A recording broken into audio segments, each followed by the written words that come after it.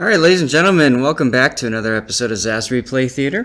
And this time we're looking at another ranked battle. Since ranked is on, I figured that's kind of what we want to be kind of featuring, checking out, that sort of thing. And we have Ducky Shot, who is kind of turning into a bit of a fixture on this channel.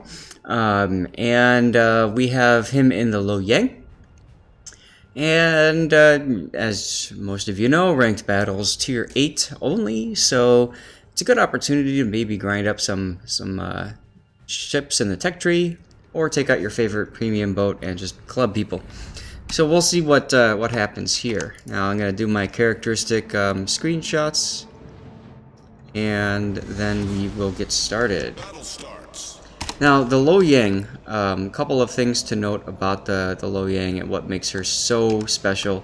Of course, is the hydro, right? But we'll get to that in a second. She's basically a Sea Hull Benson. You'll notice that there are 4 turrets, and it's got the same torpedo launchers as the Benson. However, the torpedoes don't do as much damage, but they reload a little bit quicker. I believe they are the stock Benson torps. Let's take a look at flags. Ducky is running speed flag, fire chance, detonation reduction, and consumable reload. There's a couple other flags that would be useful for him, and that would be the other fire chance flag, the other fire chance flag, and what else could we run on this thing? Maybe the anti-air if you're worried about aircraft, although carriers seem to be rather non-existent in ranked. Yeah. I'm trying to think if there's any... the chance of flood flag would be very useful. Juliet Whiskey. Especially if you're running Juliet Charlie to prevent detonations, then you might as well go with the other flags that add to the detonation chance. We can see 2 stars on the flag there, so Ducky has made it to the rank 10Q or League. So yeah. So, like I said, it's a Sea Hull Benson. It's got the same smoke as the Benson. It's got the same rudder shift and maneuverability as the Sea Hull Benson. Same characteristics. The guns are the exact same. The only thing that's different is this hydro. But what a difference it makes. Take a look on the mini-map, and you can see that his hydro goes out to 5.4 kilometers, right? Here, let's go back to normal. 5.4 kilometers. His detectability is 5.8. And so he can basically just go right into a capture point, pop his smoke, pop his hydro, and completely deny anyone from anything. So that's kind of interesting. One thing I do like about ranked is that you typically see a lot more communication between the teams. As the battle starts, we can already see that there's talk about going to A and B. They're asking for 1 destroyer to go to C. I'm hoping that's going to be the Kiev, because, well, to be quite honest, I mean, the Benson could go, but I don't know. Ducky says he's going to the backside of A, so Ducky is going over here. That could work, because if you look at the matchmaker, he's up against, there it is, 2 Bensons and a CAG. There's a New Orleans that has radar, and that's it on the enemy team for radar or detection. So in this situation, personally, maybe this is too aggressive, but I'd almost go straight to B cap, because your hydro covers both A and B. If you go into B cap, pop your hydro, you get the free cap, and then the enemy has a really hard time trying to catch up. So just a thought that I would have, excuse me, trying to play this. Let's take a look at the other ships. So we've got North Carolina's facing each other. Okay. North Carolina in ranked is pretty strong. It's got good accuracy, 6 guns up front, meaning you can go bow in relatively easily. The problem I find with most North Carolina's and Alabama players is getting out of a bow in situation. Then we've got Bismarcks on here versus Tirpitz. Now Bismarck has hydro, Tirpitz has the torps. It's up to, one or the other could be more beneficial. It's situational. And then we've got Namagi on the enemy team. Magi's got most of its turrets in the rear, so it's good for kiting and flanking. So that is kind of interesting. And then the Mogami. What is the Mogami running? Let's take a look and see. Stormwind camo. That's a gorgeous camo. I don't run it because I have other benefits that I like to use. Oh, he's 155. Oh, that looks very beautiful. Ha! I gotta play around with the Stormwind camo more. But yeah, he's the 155 version. So what I mean by that is his guns are 155 millimeter. So they're 6-inch guns as opposed to the 203 millimeter 8-inch guns of like the Atago. Basically the Furutaka, the Aoba, the Mogami, Miyoko, Ibuki, and Atago, and the Zao. All of those ships from Tier 5 onward equip 203 millimeter guns. The Mogami, though, has the option of running the 155s. Now, the 155s are beneficial in two ways. One is they have a really good rate of fire. So you're going to win, excuse me, you're going to win a DPM, damage per minute war, with these guns. However, they lack punch because obviously they're 6-inch as opposed to 8-inch. So you're not going to get as good citadel penetrations and stuff. Up close, yes, but from a distance, no. I believe that their turret rotation is also pretty weak and lackluster. It used to be really good, and then Wargaming unfortunately nerfed that a bit. Let's fly over the rest of the fleet because we can. So we've got our North Carolina here. North Carolina is running a couple of flags, but meh. Mogami is running a full flag setup, by the way, and that was a good idea. And we've got Bismarck running a bunch of flags, and then the other Bismarck here. Kind of similar. Doesn't want to detonate, though, so that's nice. And let's take a look at the Benson. Benson running full flag setup. Okay, good. And finally the Kiev. My bay boat. And he's running full flag setup too. And Stormwind. God, that looks gorgeous. Okay, anyway. So let's continue the battle and see what happens. And for right now, I'm going to stay kind of free cam because I think that people want to get a better idea of what's going on in the battle at large, since this is a competitive mode, and obviously Ducky can't be everywhere at once. And you notice that they're asking for a destroyer to help. The Kiev is jumping into B cap.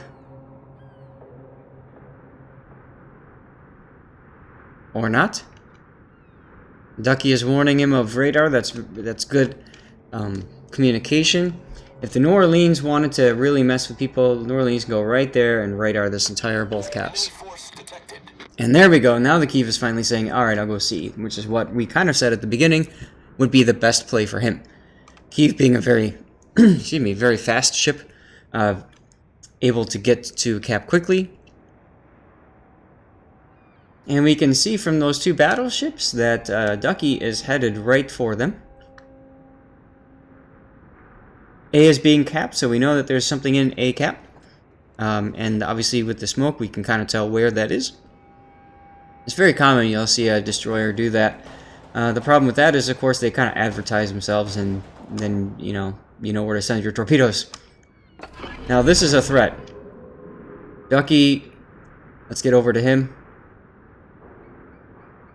Ducky saw that New Orleans, and there's the detection, so the New Orleans is using his radar.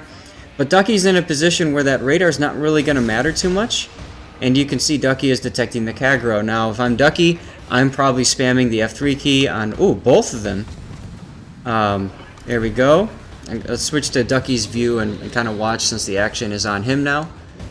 You'll notice that Ducky only fired one torpedo launcher. And that's probably because he's looking for an opportunity to use that other one if the New Orleans pushes him. Which it looks like the New Orleans is doing. This is something that a lot of people, myself included, will do by mistake. Is they will accidentally, or they'll fire both torpedoes, and that obviously hurts. Good torpedo hit, and then here comes the Kagero. Now the Kagero, for another 25 seconds will be detected on Ducky's hydro. You'll note that Ducky is being detected right now. This is proximity detection. New Orleans is 1.3 kilometers. Proximity detection begins at 2 kilometers. And the island says no to those 2 torpedoes, which is unfortunate. But your torpedoes say yes. And down goes the New Orleans. Now here's the problem. How are you going to get out of this? You've got a Tirpitz coming in from the side. Your smoke is only good for another 60 seconds. Yep. So he's looking at the Tirpitz and he's saying, alright, here's a good opportunity to torpedo this Tirpitz. The Tirpitz has no idea what's going on. Now, I wouldn't be shooting him personally, because by shooting him, you're telling him that you're looking at him. And then he's going to react to you. And I don't know, personally, I wouldn't want him to react to me. But that's okay. The Bismarck is firing, is using his Hydro, which is very smart of the Bismarck, detecting those Tirpitz torpedoes early. Still, he takes 2. And Ducky now waiting for a clear shot. Sees the clear shot. Are you going to take it? Don't shoot. You're going to hit the... Oh, Ducky. A disciplinary penalty was imposed on you for friendly fire.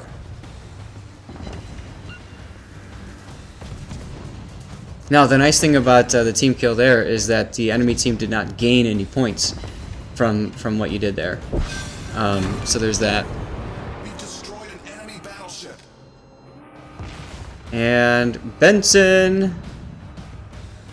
Yeah, you need to get out. Now, the Amagi has cross shots on you, so as you get out, you're probably going to get smacked by him. There's the smack. Not as bad as I would have thought. Let's see what's going on with this Amagi. You can't see anymore. Amagi looks like it might be secondary build or something.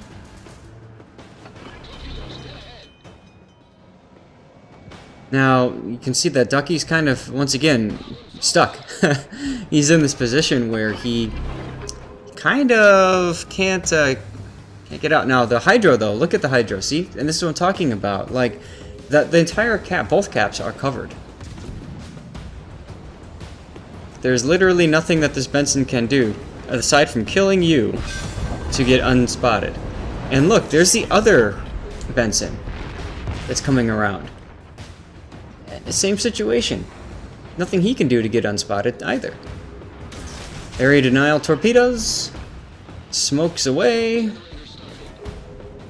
And on the other side, let's go take a look. Never mind. The other side, the cat girl goes down.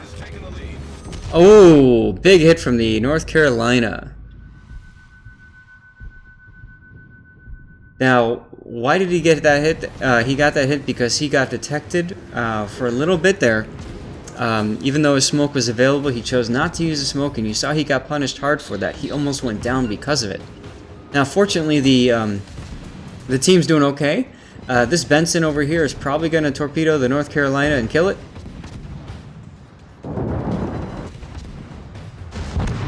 Yep. That's not a surprise there. Oh, your torps hit the Amagi. That's hilarious. And you got one full base cap. Benson is trying to hold on to a cap, but you notice... Yeah, there's no way he can because Hydro. And now the Hydro is gone.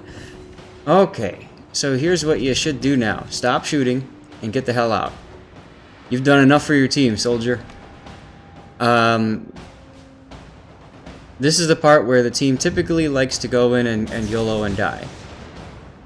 Torpedoing the channel. Again, area denial because you're anticipating that maybe that Benson might come charging through. Because, of course, look, there's that Bismarck he wants to torpedo, right? That North Carolina over there, definitely not doing a lot. Neither is the Mogami. Take a look at the Mogami's positioning. He spent the entire match going around. He's probably been lighting up the Amagi, sure. But... I don't know. We'd have to check the replay again or rewatch the video to see kind of what the Mogami's doing. But he's so far out of the game that we kind of know he's there, but we can't even display him. So, oh no, we can't display him now. All right, here we go, guys. Place your bets now. Mogami full health versus near dead Benson. And a hit. Ducky, why you be detected? Oh, because you got in front of the Magi? Really? Our victory is in sight. So that comment I made earlier about, you know, like, charging in and getting yourself killed? Yeah. Something, something, something, get myself killed. Alright, anyway. Going back to the Benson versus Mogami, yeah, we know that's going to happen. Now North Carolina's pushing the Mogami hard. Oh, look at the torpedoes! Mogami's probably running Hydro to detect that. And you can see the focus fire now on the Amagi. Amagi's in a really bad situation, where everybody's shooting at him from all sides. It's only a matter of time before the Magi goes down. The question is, will he take somebody with him? Probably not.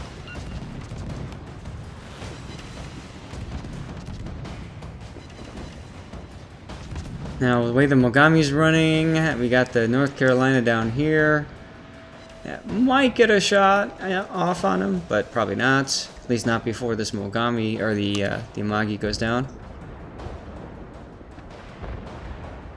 Amagi got some good hits on the Mogami, though.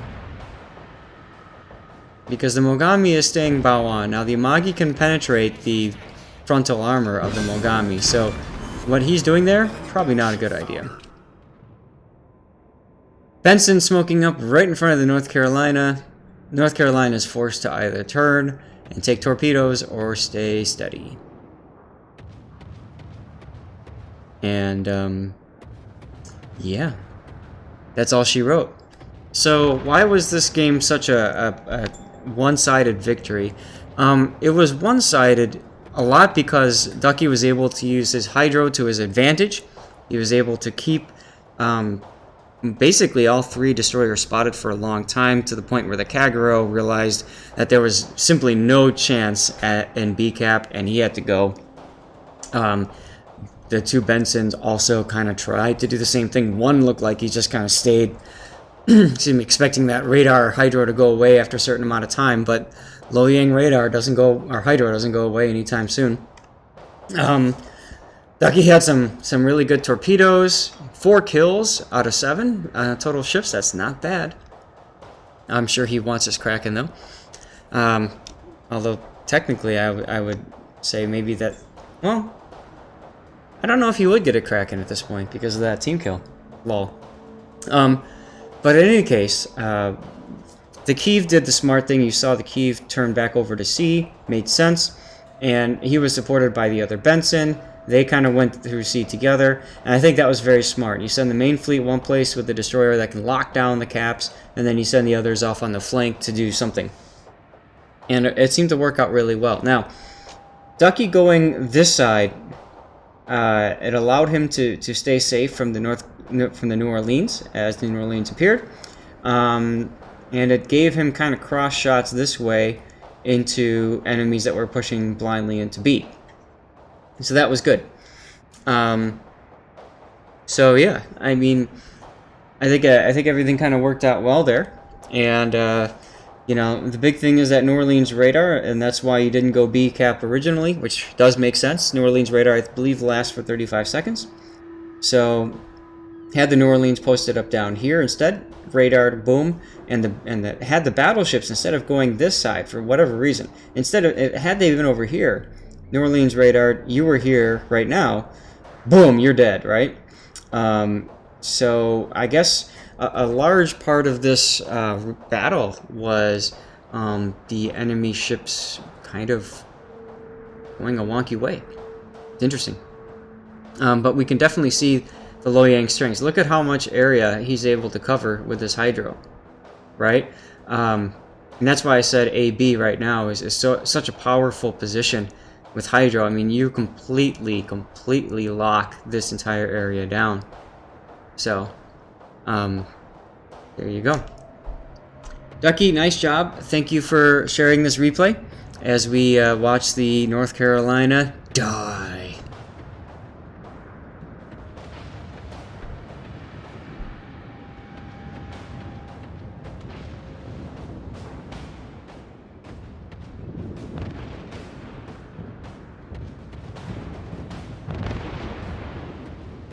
Ouch. Almost got the Benson there, and that's it. That's all she wrote. Guys, once again, thanks for watching. Do the usual YouTube stuff, and if you have any replays you'd like to send, please do send them to me. I'm trying to highlight, right now at least, ranked battle replays and games. Could be any ship, could be premium ships, could be tech tree ships. I'm just looking for some stuff that I can share with people so they have a better idea of what works and what doesn't work in ranked battles. So thanks all, take care.